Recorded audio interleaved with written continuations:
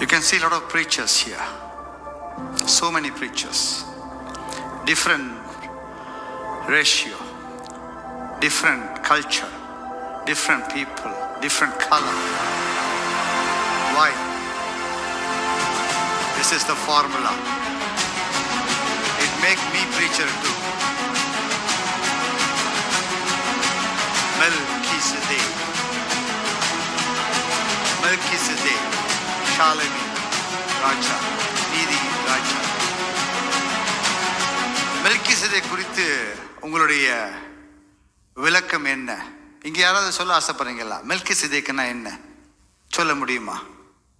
ஆதியாகமத்தில் நீங்கள் படிச்சிருக்கீங்க 14ஆம் அதிகாரத்தில், சங்கீதம் 110 படிச்சிருக்கீங்க, எபிரேயர் 7ஆம் அதிகாரம் 9ஆம் அதிகாரம் எல்லா இடத்துலையும் படிச்சிருக்கீங்க. மெல்கிசேதேக்னா என்ன? உங்களுடைய ஒருவேளை இன்னைக்கு உங்கள் மூலமாக நான் கற்றுக்கொள்ளலாம், அதான் கேட்குறேன். Anyone please, anyone. தேவனுக்கு தேவகுமாரனுக்கு ஒப்பானவர். ஆனால் வேதம் சொல்கிறது அவர் உமக்கு ஒப்பானவன் யார்? ஆனால் மெல்கிசேதேக் தேவனுக்கு ஒப்பானவர் என்று அங்கே சொல்லுகிறது. தேவனுக்கு ஒப்பானவர் வேற யாராவது? மெல்கிசேதேக். இதை தெரியாம நீங்கள் இருந்தீங்கன்னா நீங்க கிறிஸ்துவரே கிடையாது. கிறிஸ்துவரே கிடையாது. அவர் ராஜாவும் ஆசாரியன். அவர் ராஜாவும் ஆசாரியன். ஒரு ஆளுக்குள்ள ரெண்டு விஷயத்தை பார்க்கிறோம். எதற்காக இந்த கேரக்டர் நமக்கு ஆதியில இன்ட்ரோடியூஸ் பண்ணணும்? கொஞ்சம் யோசித்து பாருங்க. ஆதியில இன்ட்ரோடியூஸ் பண்ண ஒரு கேரக்டர் இது. 14ஆம் அதிகாரத்தில் அங்கே பார்க்க 17ஆம் வசனத்தை பாருங்க. அவன் ஜெயிச்சுட்டு வரான், எதிர்கொண்டு போகிறான், அவனுக்கு எதிர்கொண்டு போறான். அடுத்த வசனம் போடுங்க. சோதோமின் ராஜா, சோதோம் என்ற சமாதானத்தின் ராஜா எதிர்கொண்டு போகிறான். அன்றையும் உன்னதமான தேவனுடைய ஆசாரியனாய் இருந்த சாலேமின் ராஜாவாகிய மெல்கிசேதேக்கு அப்பமும் திராட்சரசம் கொண்டு வந்து அவனை ஆசீர்வதித்தான் என்று நம்ம பார்க்கிறோம். இதை குறித்து பல பேர் பல விளக்கங்களை கொடுத்தார். நான் இதற்குள்ளாக ஆழ்ந்து பல ஆராய்ச்சிகளை செய்து ஏன் இதற்காக இந்த காரியம் நமக்கு வெளிப்பட வேண்டும் என்ற ஒரு எனக்கு ரொம்ப நாள யோசனை.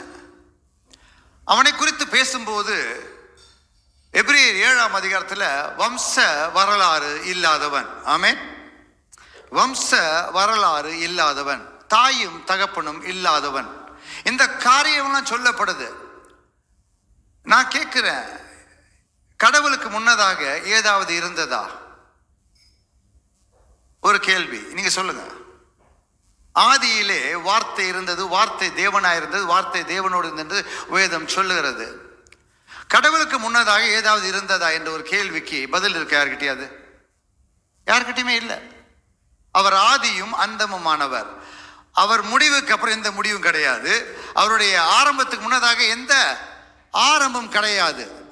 வேதம் சொல்லுகிறது 1 தீமோத்தேயு 3ஆம் அதிகாரம் 16ஆம் வசனத்துல எல்லா புத்திக்கும் மேலான ஒரு மேன்மைக்குரிய ஒரு காரியம், யாருமே புரிஞ்சு கொள்ள முடியாத காரியம். It's a mystery.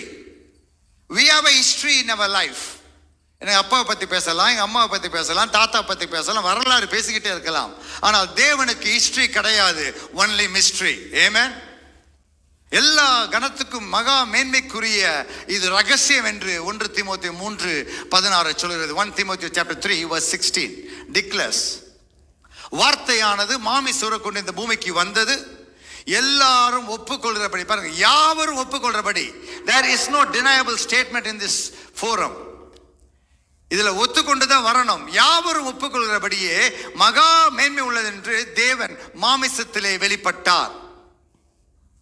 யாரும் ஒப்புக்கொள்ற ஒரு காரியம் இது.